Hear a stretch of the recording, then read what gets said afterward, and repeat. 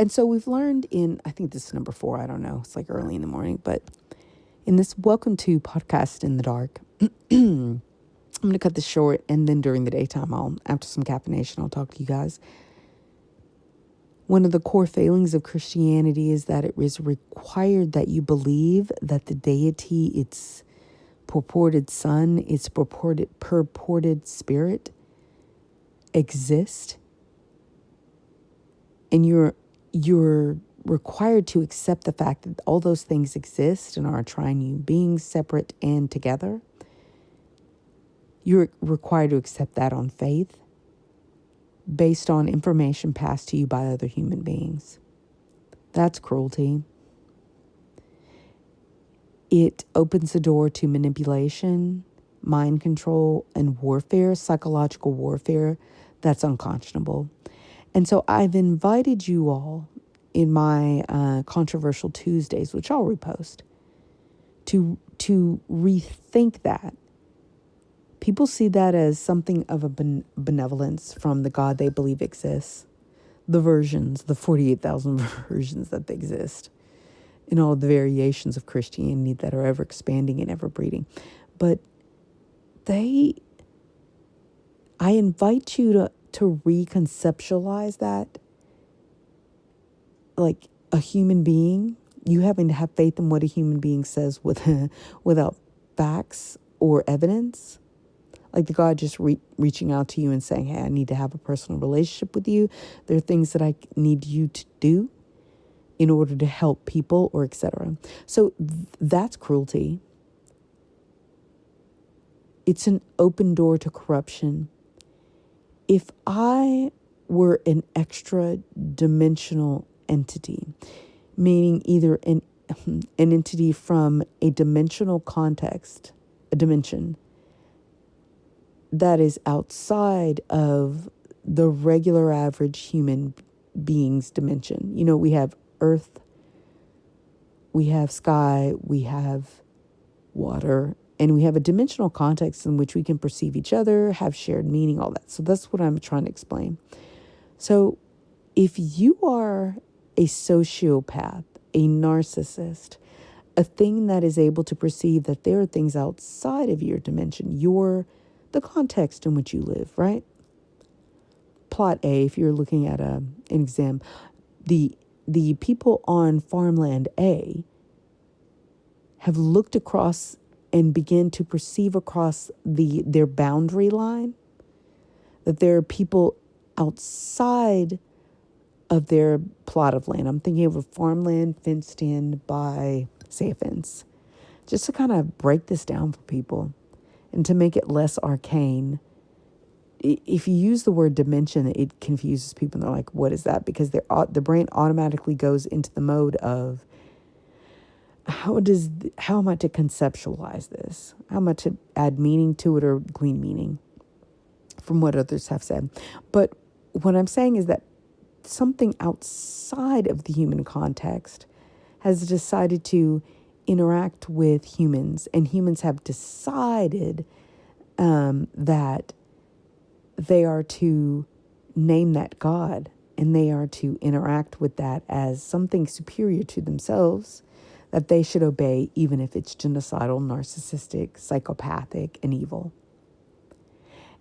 And they have decided to excuse the behavior, the statements, the proclivities of the thing that they have perceived outside of themselves in their dimensional context. This all just seems rather arcane, but for us people who have extrasensory perception, who perceive reality more fully than others, we're struggling.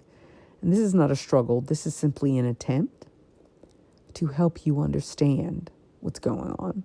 So when we say Black people have to break up with Christianity, this imperialized, colonized, commoditized, highly capitalized, and exploited version of Christianity within itself, because it's hurting them. It's absolutely hurting them. And that they have to understand that they can learn from the character of Christ. Look at the things that person was doing. Learn from them. they can believe in this non-unique identifier calling itself Yahweh, the thing that calls itself I am. You can believe in that, that's fine. But you need to look at the world in which you live, what's going on in what you consider modernity. You should call it maternity because it's just literally birthing the future, and that existence is consistently, progressively, birthing the future. So in modernity, what you see, and when you look back at what people consider God, and you look back at what it has done and not done for people of color, BIPOC, especially just think about Black people. Look at what is going on now. Look at what could be projected in the future. Look at what has happened. Look at the horrors that people who are just have an evolutionary advantage have been forced to go through. When you look at that, and you look at what people who are more richly melanated than others, they're other humans, what they have given, what they have sacrificed, the fact that whole new movements and isms have been birthed in Christianity, and that they have liberated Christianity in many ways through the gospel of liberation by reclaiming Christ and understanding Christ as not an enslaver, a person who suborns white supremacy, imperialism, colonization, but as a person who sought to deconstruct and liberate. That Black people have taken Christianity into their hands and rescued it. But for all that rescuing, what'd you get? Your descendants are still struggling to make generational wealth. Yeah, there's tokens. There will always be that way. That's how pyramid schemes work.